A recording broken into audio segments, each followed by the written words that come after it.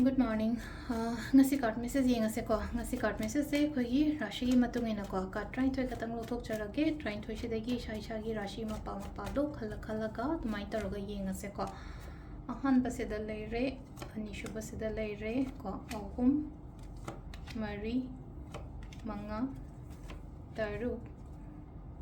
taret nipan mapan tara taramathoi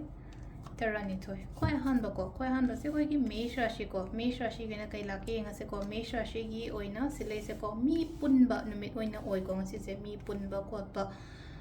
Imung Manung Oiroka, Duka, Amanasum Apaba, I did pot Kumbaga,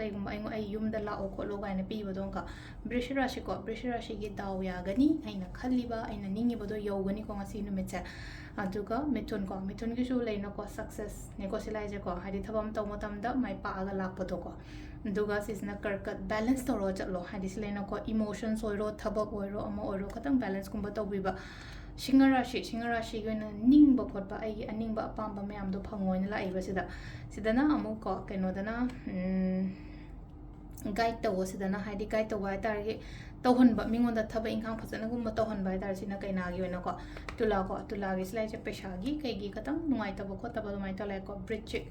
ki wena silai che kalak pa yingjan ba khochan ba lei ba oina ob negative kum ba kai kum ba mai na khra lai ko sida dhanu dana di khana ba chaina ba khot pa su ma mayam se yaringe avoid ignore kum ba to bio ko makkar gi na mafam chana sina ba thaba ama to kum matam da leino kaino ma mafam chana hari phajana sina ba ha gadi paisa oiro matam oiro energies oiro ko sida ado sisina landa lalu no ko everything ai ngonda loina mak tarakani ko sisina koi gi kumbarashi ko last ki minna gi sna usleino ko paisa nungsha karikra laiba kholiba mayam se amatta keno to hangano ko hadi lebna chalhanda ba ko ado sisina akoi gi ko rashi ki matungina tarot card reading le recommend thank you